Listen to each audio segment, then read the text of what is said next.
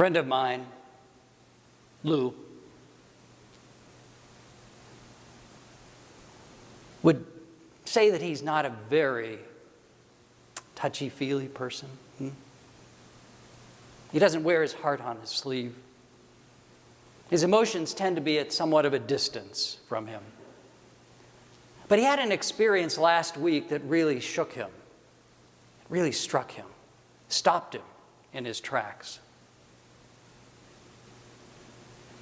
He lives in Texas, and as he was driving through his neighborhood, he passed a nursing home. And he'd passed it hundreds of times before without giving it a second thought. But on this occasion, as he drove past, he noticed that there was a long serpentine line that started at the front of the nursing home and wound its way down the drive. And so he pulled over to see what was happening. And as he watched, everyone in that line, one at a time, with a rubber glove on, moved up to the front window of the nursing home and placed their hand on that window. And it took him a few moments to realize what was happening. These were women, men, and children who were visiting their mothers, their fathers, their aunts, their uncles, their sisters, their brothers, their grandparents, their grandfathers,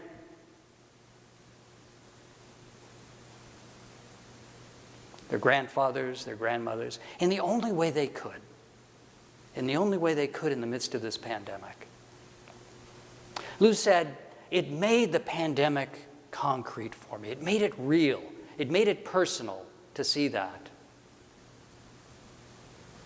And it tore at my heart, he said. It tore at my heart.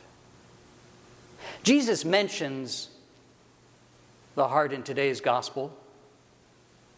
Do not let your hearts be troubled. Do not let your hearts be troubled. We've heard these words before, all of us, or similar words.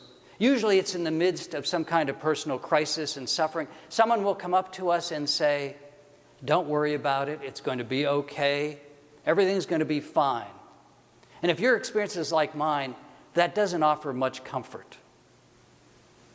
It's almost like static or white noise.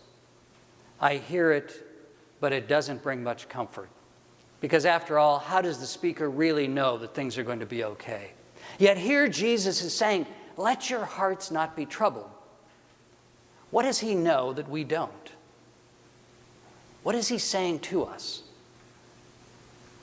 Well, I don't think he's saying, do not let your hearts be troubled because no one will ever revile you or torture you or try to nail you to a cross.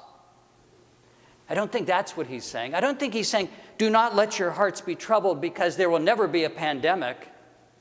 You'll never have to wear a mask to go grocery shopping at Jewel. You'll never have to worry about contracting a deadly disease just by getting on an airplane. I don't think he's saying that. I don't think he's saying, do not let your hearts be troubled because the world that you're about to enter as new graduates is blissful. There's a job waiting for you. You'll never be furloughed. You'll never have to stand in a food line. You'll never have to collect unemployment. I don't think he's saying that. He knew better than we that sometimes our most fervent hopes and our most thoroughgoing plans do not see the light of day. He knew this. Yet he persists, do not let your hearts be troubled. Why? Because I am going to return and take you to me. Because at the hour of your death, when you breathe your last, it's my hand that you will feel.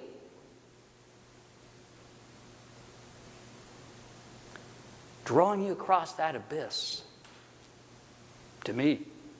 And who you are, who you understand yourself to be, spirit in the world, will live forever with me. Well, we might come back at him and say, well, that's fine. What happens in the meantime? What about today? What about tomorrow? What about them? What about our first responders and essential workers who are being spread thin? What about that scene at the nursing home What about that? What about me entering a world as a new graduate? What do I do? How do I not let my hearts be troubled? Yet the answer is the same. Do not let your hearts be troubled, but rather keep your eyes fixed on me. The great Christian mystics from St. Paul forward said, keep your eyes fixed on me. The unknown author of The Cloud of Unknowing, keep your eyes fixed on Christ. Never let them drift. Allow yourself to be drawn into that intimacy. Allow yourself to make that connection. And we hear Jesus say, if you can keep your eyes fixed on me, you'll begin to see the world as I see it. You'll begin to see God in all things. You'll begin to see God in the friend who texts you in the middle of the night to see if you're okay. Or the neighbor who does grocery shopping because she knows someone on the street is too old, too infirm to go out, too vulnerable. You'll begin to see me in all things. And what's more, if you keep your eyes fixed on me, others will begin to see me in you. They'll see me in you. And you will become more and more great-hearted as you go forth in the world, women and men, for and with others. And so the rejoinder, do not let your hearts be troubled, because I see the path before you.